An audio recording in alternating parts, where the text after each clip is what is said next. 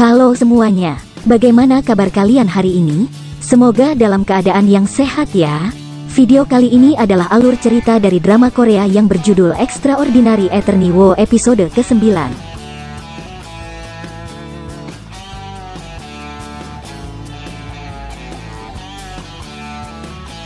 Tapi sebelum itu jangan lupa untuk subscribe agar kami makin semangat untuk upload video lainnya. Dan agar tidak ketinggalan update terbaru, jangan lupa untuk aktifkan tanda loncengnya. Dan jangan lupa juga untuk like, comment, and share video ini ya.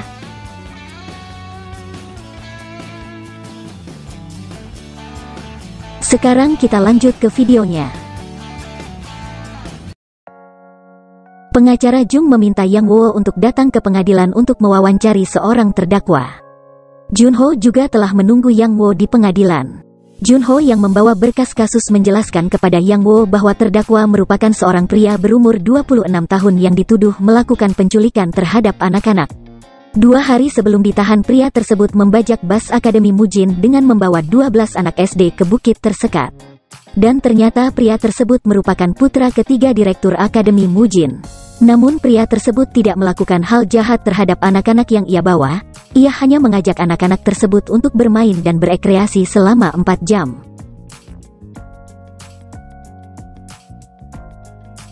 Junho tiba-tiba melihat bulu mata Yang Woo menempel di pipinya, dan membantu mengambilnya. Karena gugup dengan sikap Junho, Yang Woo buru-buru untuk pergi menemui terdakwa.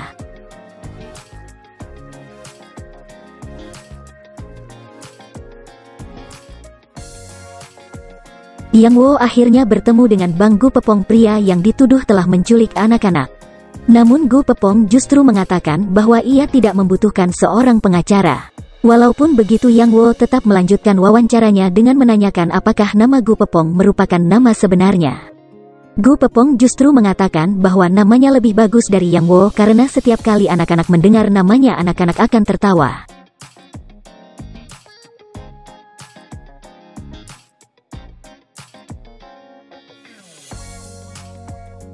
Sidang pun dimulai. Hakim menanyakan nama asli dari Gu Pepong.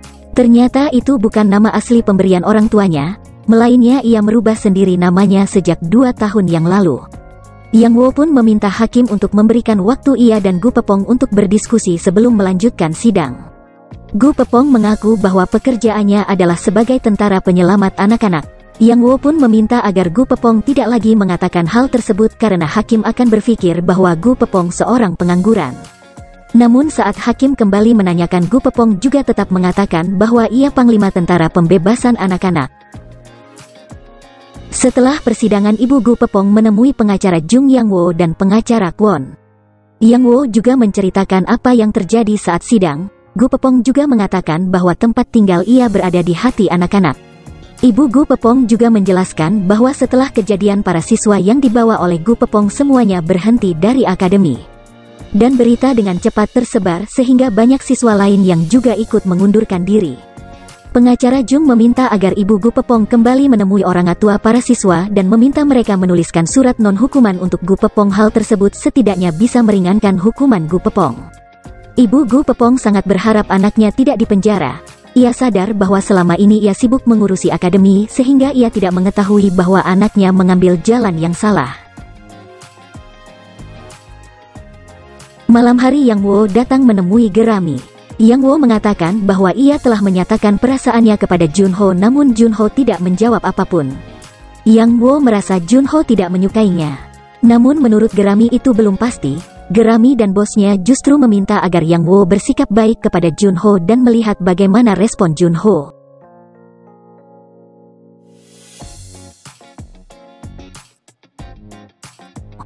Keesokan harinya, Yang Woo bersama dengan pengacara Kwon menemui Gu Pepong.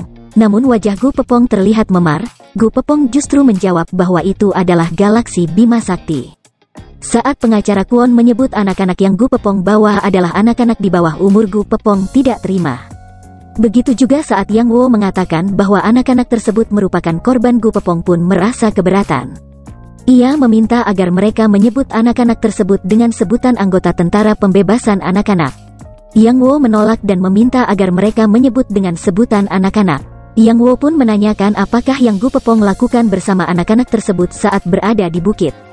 Gu Pepong mengatakan bahwa ia bersama anak-anak mengadakan acara penyambutan anak-anak tersebut sebagai anggota tentara pembebasan anak-anak.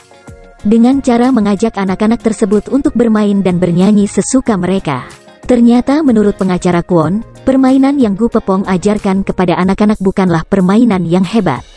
Gu Pepong pun mengatakan bahwa hal sederhana namun mampu membuat anak-anak tersenyum dan bahagia itulah dinamakan bermain. Yang Wo pun mengatakan bahwa Gu Pepong memiliki pendapat sendiri mengenai makna bermain untuk anak-anak dan hal itu kemungkinan tidak bisa membantu Gu Pepong mendapatkan keringanan hukuman. Gu Pepong justru mengatakan bahwa yang menginginkan keringanan adalah ibunya, sedangkan ia hanya menginginkan pembebasan terhadap anak-anak. Yang Wo makan siang bersama dengan Jun Ho namun terus menceritakan mengenai Gu Pepong, bahkan Yang Wo sama sekali tidak membicara mengenai paus seperti biasa Yang Wo lakukan. Yang Wo juga melakukan apa yang Geramis suruh, yaitu berbuat baik kepada Jun Ho dengan menyiapkan tempat duduk. Hal itu membuat Jun Ho merasa heran.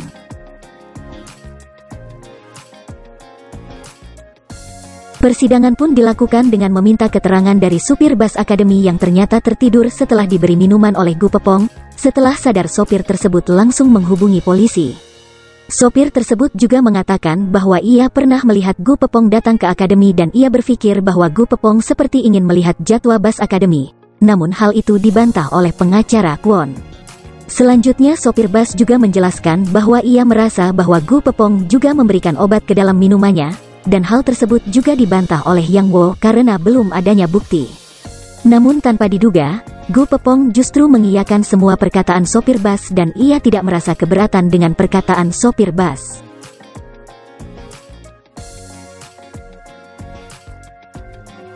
Saat dalam perjalanan pulang setelah sidang, Ibu Gu Pepong menghubungi pengacara Jung dan mengatakan bahwa ia tidak bisa mendapatkan satupun sukat non-hukuman dari para wali siswa.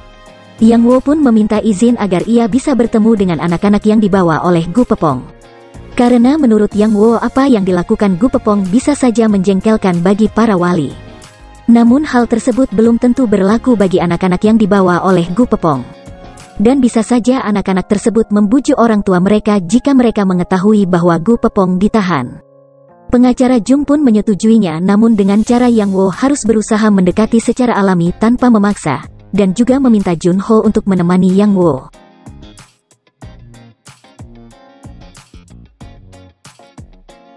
Saat berdua bersama dengan Jun Ho, Yang Wo kembali bersikap berlebihan, ia bahkan membukakan pintu mobil untuk Jun Ho.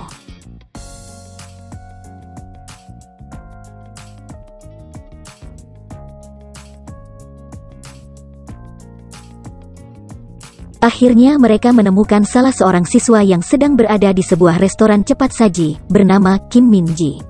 Yang Wo bersama Jun Ho pun memperkenalkan diri sebagai teman dari Gu Pepong. Min Ji mengaku bahwa ia mengenal Gu Pepong. Jun Ho pun menanyakan apakah Min Ji sedang makan malam padahal sudah jam 9 malam. Min Ji mengaku bahwa ia justru makan malam lebih awal dari biasanya. Sebelumnya ia makan malam jam 10 malam saat masih les di Akademi Mujin.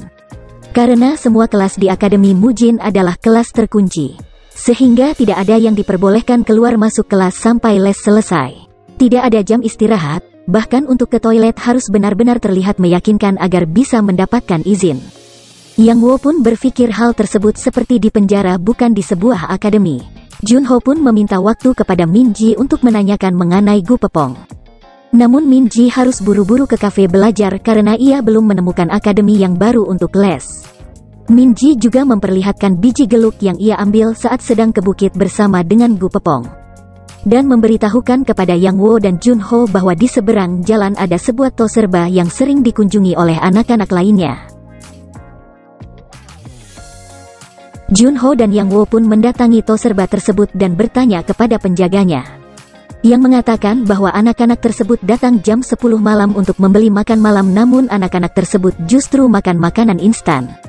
Tidak lama kemudian banyak anak-anak yang datang ke toserba tersebut. Anak-anak tersebut bahkan terlihat terburu-buru saat membeli makanan.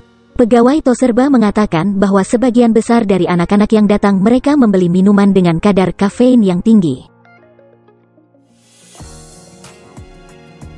Yang Wo melihat seorang anak menggunakan kalung dengan biji geluk sebagai liontinnya. Junho pun mengatakan bahwa ia dan Yang Wo merupakan teman dari Gu Pepong. Namun salah seorang anak menangis hanya karena ia terlambat menyelesaikan soal matematika, dari jam 3 sore sampai jam 10 malam. Kedua anak tersebut pun bergegas untuk pulang. Namun Yang Wo sempat menanyakan apakah mereka masih ingin bermain bersama dengan Gu Pepong, dan salah seorang anak yang bernama Li Sewon mendekat dan membisikkan sesuatu kepada Yang Wo. Keesokan harinya Yang Wo menjelaskan kepada pengacara Jung bahwa anak-anak tersebut berusia belum genap 11 tahun namun mereka harus bersekolah dan akademi belajar dengan total 12 jam sehingga makan dan tidur merek tidak teratur. Yang Wo juga meminta agar mereka untuk meminta persetujuan dari anak-anak yang dibawa oleh Gu Pepong. Namun menurut pengacara Kwon meminta persetujuan dari anak di bawah umur tidaklah cukup, mereka harus mendapat persetujuan dari wali anak-anak tersebut. Saat keluar dari ruangan pengacara Jung, Yang Wo dan pengacara Kwon melihat pengacara Choi berpenampilan sangat cantik. Saat ditanya ia mengatakan bahwa ia akan pergi kencan buta. Ia juga meminta Yang Wo dan pengacara Kwon memperkenalkan ia dengan pria baik yang mereka berdua kenal. Yang Wo pun berjanji akan memperkenalkan pengacara Choi dengan pria baik. Pengacara Jung, pengacara Kwon serta Yang Wo bersama dengan Ibu Gu Pepong bertemu dengan para orang tua dari anak-anak. Awalnya para orang tua tidak ingin memaafkan apa yang telah Gu Pepong lakukan. Namun Ibu Gu Pepong memilih untuk berlutut dan meminta maaf agar anaknya tidak ditahan. Akhirnya para orang tua mau menandatangani surat non-hukuman untuk Gu Pepong.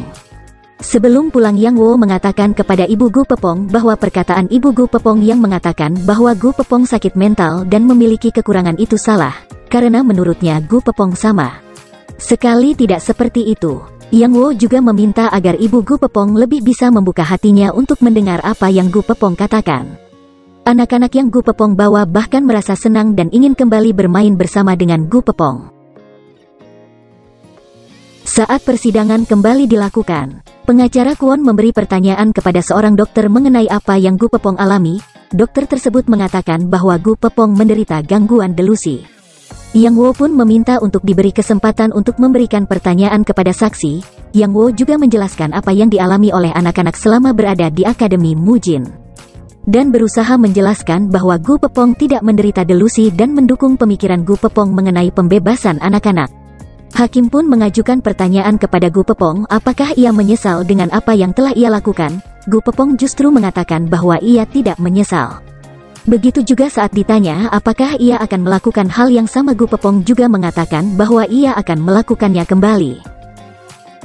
Selesai persidangan, pengacara Kwon justru meminta pengacara Jung untuk memberikan sanksi kepada Yang Wo karena menurutnya Yang Wo telah merusak persidangan dan dapat membuat Gu Pepong ditahan di penjara. Namun pengacara Jung berencana hanya menegur Yang Wo. Pengacara Kwon merasa tidak terima karena menurutnya Yang Wo pantas untuk mendapat sanksi. Pengacara Jung pun menagatakan bahwa pengacara Kwon terlalu menyukai hukum sehingga ia menulis di website Hanbada. Namun apa yang dilakukan pengacara Kwon itu salah karena menurut pengacara Jung jika ia merasa tidak sejalan dengan rekan kerja harusnya ia bicarakan dan selesaikan secara baik-baik. Pengacara Jung juga mengatakan bahwa memberikan hukuman atau penghargaan atas apa yang benar atau yang salah itu bukan cara kerjanya. Yang Wo dan pengacara Jung menemui Gu Pepong serta meminta maaf apa yang telah terjadi saat persidangan.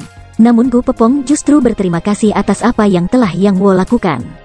Gu Pepong juga meminta saat persidangan terakhirnya ia meminta bantuan agar anak-anak tersebut dibawa saat persidangan, agar mereka tidak berpikir bahwa bermain dan bersenang-senang akan dimasukkan ke penjara. Pengacara Jung, Yang Wo dan pengacara Kwon berusaha menemui masing-masing orang tua dari anak-anak tersebut untuk mendapat izin agar mereka diperbolehkan datang ke persidangan. Setelah kembali ke kantor, Yang Wo bertemu dengan Junho dan kembali bersikap berlebihan dengan berusaha membawakan dus yang sedang dibawa oleh Junho. Junho pun akhirnya bertanya kepada Yang Wo kenapa ia melakukannya, dan merasa bahwa ia melakukan kesalahan kepada Yang Wo. Yang Wo justru menjawab bahwa ia melakukannya karena menyukai Junho. Sebelum berangkat ke pengadilan, Yang Wo dan lainnya berusaha menghibur anak-anak yang akan ikut. Setelah persidangan dimulai, hakim meminta Gu Pepong untuk menyampaikan apa yang ingin ia sampaikan sebelum ia dibawa ke penjara. Awalnya Gu Pepong menyampaikan kepada para orang dewasa bahwa anak-anak harus diberi kesempatan untuk bermain sebelum terlambat sebelum mereka beranjak dewasa dan tidak hidup dalam kecemasan sejak dini. Ternyata semua anak-anak yang datang menyukai apa yang Gu Pepong lakukan, mereka juga terlihat bahagia dengan apa yang Gu Pepong lakukan. Mereka bahkan memperlihatkan apa yang mereka buat dengan biji geluk yang mereka dapat di bukit dan berusaha memeluk Gu Pepong. Saat berada di rumahnya, pengacara Kwon mempertanyakan siapa sebenarnya wanita yang Junho sukai. Namun Junho tidak mau menyebutkan namanya, ia hanya merasa takut jika ia menjadi hubungan. Ia merasa akan membebani dirinya dan wanita yang ia sukai setelah mereka menjalin hubungan. Namun pengacara Kwon justru menyarankan Junho untuk pergi menemui wanita tersebut. Junho pun langsung lari menemui Yang Wo yang masih berada di kantor. Junho akhirnya mengatakan kepada Yang Wo bahwa ia sangat menyukai Yang Wo. Sementara itu Tae Sumi datang menemui ayah Yang Wo, namun tanpa sepengetahuan Tae Sumi seseorang memotretnya. Bagaimana kelanjutan hubungan Yang Wo dan Junho? Dan apa rencana orang yang tidak dikenal memotret Tae Sumi?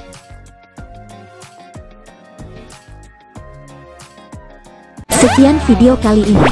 Jangan lupa untuk subscribe channel ini dan like, comment, and share video ini. Mohon maaf jika ada kesalahan. Sampai ketemu di video selanjutnya.